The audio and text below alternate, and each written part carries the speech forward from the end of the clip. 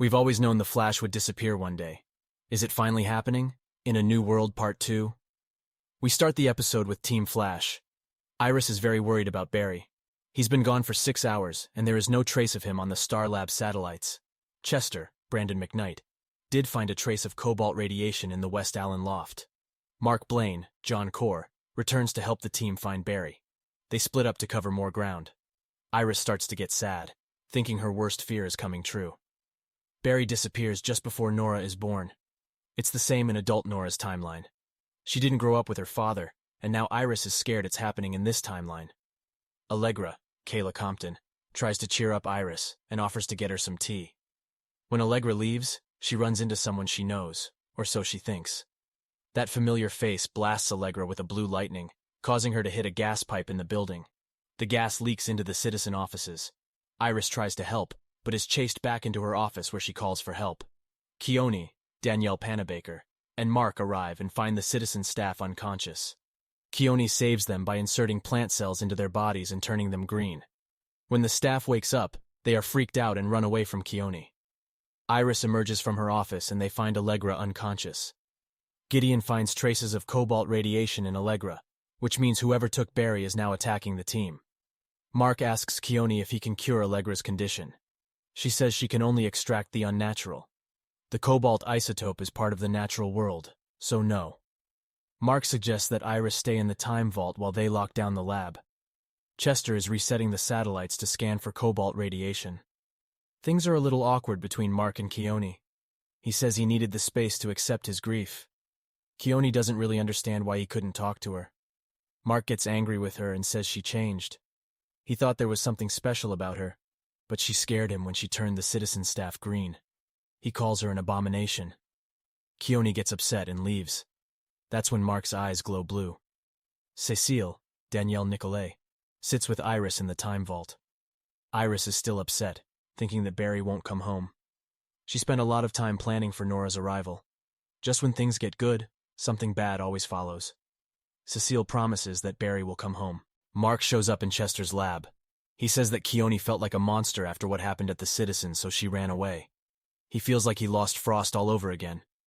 Mark says he wishes he got the chance to tell Frost one last time that he loved her before she passed.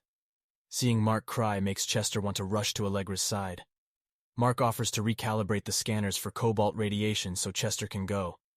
Chester takes him up on his offer and leaves the lab. Mark immediately disengages the satellites.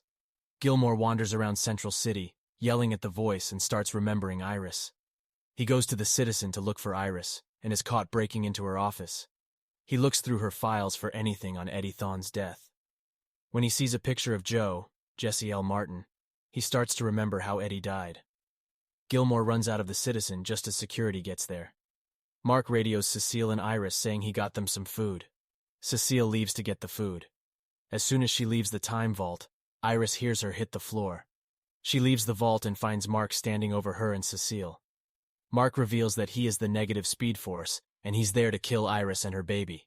He aims at Iris, and the Speed Force, aka Nora, Michelle Harrison, stops him with a lightning bolt. Nora is hurt. She can't stay in this plane of existence. Mark vows to finish the job once Nora disappears. Nora tells the team that Mark is not the Avatar, but is possessed by the negative Speed Force. As for Barry, she can't detect him. The other negative forces are attacking her on the cosmic plane, causing her powers to weaken. The only person who can help them right now is Keone. Iris records a message for Barry. She says no matter what, the love they share and the connection they have can never be broken. They will never stop fighting for each other. She wants him to know that she is still standing and she will be strong. They will find their way back to each other. They always do. The Speed Force brings Keone back to Star Labs. Nora says she can't help Team Flash anymore. It's up to Keone to save them. Keone doesn't think she can save anyone because she's inhuman. Nora says that's why Keone is the only one who can save everyone. Nora's power is fading, and as long as Keone denies who she is, her time is running out too. Nora asks Keone what she can do. Keone has saved people, animals, and even ecosystems. She can feel every living thing on the planet. Nora starts to fade away. She asks Keone to help Team Flash by embracing her power. If she can't, the team, the city, and everyone on the planet will suffer. Nora disappears. Chester finds Mark at Caitlin's old apartment. He also detects a strong force approaching the apartment. It's Keone. Mark is waiting for her inside so he can eliminate her. She's the only one who can protect Iris. Once she's out of the way, he will get everything he wants. Keone tells the negative speed force to leave Mark's body. The negative speed force laughs, saying she has to kill Mark if she wants to stop him. And he knows she won't because Mark is her best friend. He shows her the crystal that keeps the negative speed force inside of Mark's body. Keone easily removes it with her powers, causing Mark's body to disintegrate. With a snap of her fingers, she rebirths Mark without the crystal. When she goes to pick up the crystal, it disappears. The Cobalt 97 disappears from the satellites, and Iris goes into labor.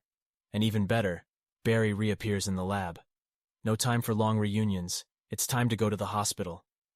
At the hospital, Barry tells her about his adventure to the past, and that it brought him peace. She's happy to have him home, and that Nora will be there shortly. Barry leaves and informs the team that Iris is okay. Allegra is okay too. The baby won't arrive for hours. Barry tells them that the negative speed force is using the crystal to attack them. The crystal travels through time, using their friends to kill them all. Mark decides to look for the crystal, and Keone asks if he's okay to get back to work. He says he feels fine. Keone is glad he's back. They have a moment about how much they missed each other and how powerful Keone has become. Gilmore finds his way to Eddie Thon's grave and digs up the coffin. Corber tries to stop him, but Gilmore is determined to see Eddie's corpse. He says he sees visions of Eddie's life, but Corber says he can't be Eddie. Gilmore opens the coffin, and the body is gone. He starts to remember everything about Eddie Thon and realizes who he really is and how he died.